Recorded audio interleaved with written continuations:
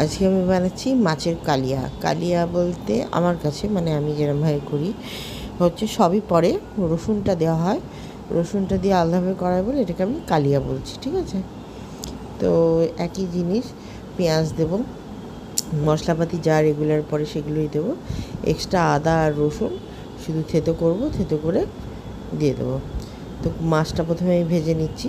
মাছটা এমনভাবে ভাজবো না, খুব কড়কড়ে ভাজাও না, আর একেবারে কম ভাজাও নয়।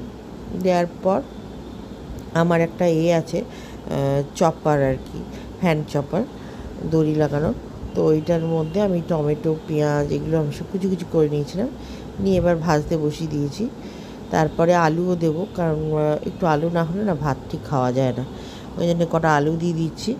তো আর কিছু বানাবো না, এটাই বানাবো বলে একটু আলুটা একটু দিচ্ছি, নিয়ে পেঁয়াজটা আর আলুটা একটু ভেজে নেব।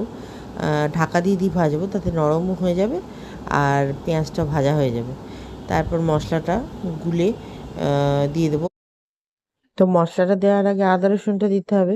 তো এই অবস্থায় ভালো মতো ভাজা হয়ে গেছে। তো আদা রসুন যেটা থেতো করেছিল সেটা কিন্তু আমি আগেই দিয়ে দিয়েছি, সেটা এখানে ভিডিও করা হয়নি, মানে ক্যামেরাটা অন করেছিলাম, ভিডিওটা হয়নি।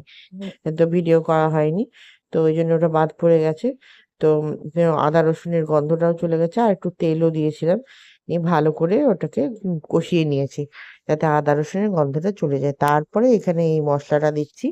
মশলাটা আমি জলে গুলিয়ে রেখে দিই, তাতে মশলাটা পুড়ে যায় না। নাহলে যারা শুকনো শুকনো দেয় আমার মনে হয় পুড়ে যায়, মানে টেস্টটা একটু অন্যরকম হয়। আমি জলে গুলিয়ে রেখে দিলে আমার মনে হয় তরকারিটা খেতে ভালো হয় এতে। এই জলের মধ্যে ওই মানে একটু বাটির মধ্যে জল নিয়ে আহ জিরে ধনে গুঁড়ো, শুকনো লঙ্কা গুঁড়ো, মানে কাশ্মীরি লাল মির্চ আর হলুদ গুঁড়ো গুলে রেখেছিলাম। নুন মিষ্টি পরিমাণ মতো দেবো, আর কাঁচা লঙ্কা দেবো। কাঁচা লঙ্কা এই কালিয়াতে খুব ভালো লাগে। গুলে রেখে তারপর দিয়ে দিয়েছিলাম। তবে আমার মেয়ে ছোট বলে কাঁচা লঙ্কাটা একটু কমই, মানে শেষের দিকে দিয়েছিলাম, আগের দিকে দিইনি, তাহলে লঙ্কার বীজগুলো বেরিয়ে তরকারিটাকে ঝাল করে ফেলবে।